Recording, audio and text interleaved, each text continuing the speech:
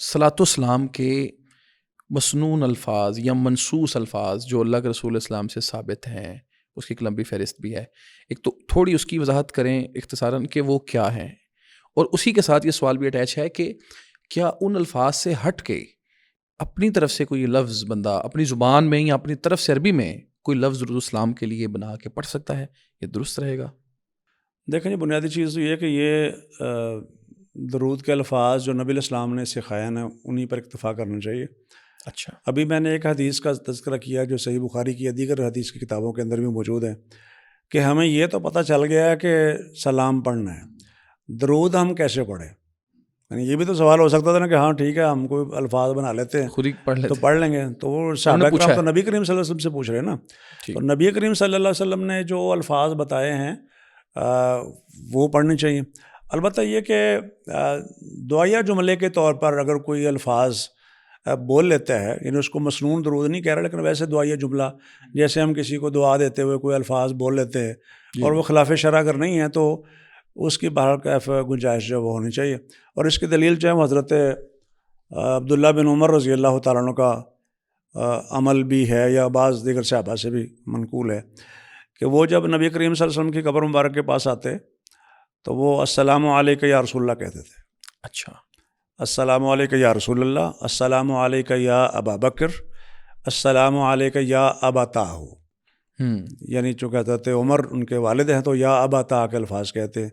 علماء کہتے ہیں کہ اگر کوئی اور کہہ رہا ہے تو یا عمر کہہ لے یا ابا حفص کہہ لے کنیت سے یا نام کے ساتھ. تو چونکہ وہ ساتھ صاحبین موجود ہیں تو وہ ان کو سلام کہہ لے، یعنی وہاں جب موجود ہے تو وہ ان الفاظ کے ساتھ سلام کہہ لے. تو اس میں کوئی ایسا مسئلہ نہیں ہے. حالانکہ یہ الفاظ نبی کریم صلی اللہ علیہ وسلم تو نہیں سکھایا نا. بالکل. تو وہ جو الفاظ صحابہ کرام سے منقول ہیں، اس کا مطلب یہ کہ اتنی گنجائش موجود ہے اور اس حد تک ان کو کیا جا سکتا. اور ان کو ہم جو صلاۃ والسلام کی باقاعدہ ایک ٹرم ہے اس میں شامل کرنے کی بجائے صرف دعائیہ کلمات کے حد تک رکھیں گے. دعائیہ کلمات کے طور پر ہے، اور وہ کوئی باقاعدہ کوئی پیرل کوئی چیز نہیں ہے یا کوئی موازنے یا مقابلے کی چیز نہیں ہے. وہ جیسے اپنی زبان میں سلامتی کے کلمات ہیں. اچھا، درود السلام کے جو الفاظ مسنون ہیں ان میں جو مطلب بڑے بڑے الفاظ ہیں، جس طرح صلی اللہ علیہ وسلم ہمارے یہاں پڑھا جاتا ہے، اللہم صلی وسلم علی نبینا محمد، یا اس طرح کے جو الفاظ ہیں وہ کیا ہیں جو زیادہ تر استعمال ہوئے ہیں؟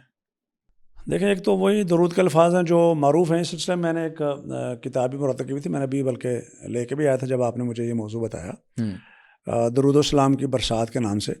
تو اس میں نے چونکہ ظاہر کوئی شخص جب کوئی چیز لکھتا ہے، کتاب لکھ رہا ہے یا کوئی مضمون یا آرٹیکل لکھ رہا ہے تو ظاہر اس کی وہ تحقیق تو کرتا ہے، چیزیں پڑھتا ہے. بالکل. تو اس سلسلے میں نے کافی ساری چیزیں الحمدللہ پڑھی ہیں. یعنی یہ ہدیہ برائے محسن کائنات صلی اللہ علیہ وآلہ وسلم، درود السلام کی برسات. تو اس میں درود کی اہمیت و فضیلت اور جو ثابت الفاظ ہیں وہ، اور ان کے جو معارف ہیں، نقطے ہیں درود کے اندر، وہ اس میں بیان کیے. تو میں نے اس کتاب کے اندر جو صحیح اسناد کے ساتھ ثابت ہے درود، صحیح، وہ ویسے تو میرا اندازہ ہے کہ 40 کے قریب ہے. اچھا. یعنی ویسے تو بہت سے درود اور بھی ہیں جو ضعیف روایات سے، جیسے آپ نے بھی پوچھا تھا کہ الفاظ بنا سکتے ہیں کہ نہیں، تو کچھ لوگوں نے بنائے ہوئے بھی ہیں اور کچھ ضعیف اور موضوع روایات کے اندر بھی الفاظ موجود ہیں.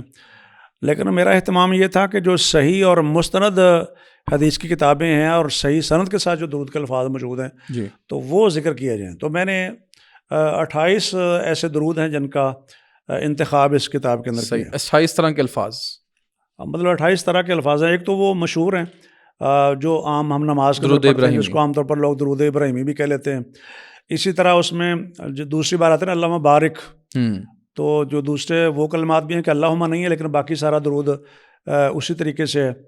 اور اسی طریقے سے الفاظ ہیں ایک اور، یعنی کما صلی تعالیٰ ابراہیم والا آل ابراہیم کی بجائے، اور کما بارک تعالیٰ ابراہیم والا آل ابراہیم کی بجائے کما صلی تعالیٰ آل ابراہیم.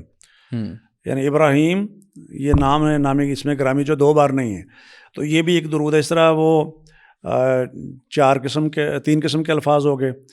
نمبر 4 پہ اللہم کے ساتھ بھی، یعنی یہی درود جو ہے منقول ہے. یہی کا مطلب یہ ہے کہ جس میں ایک ہی بار ابراہیم علیہ السلام کا ذکر ہوا ہے.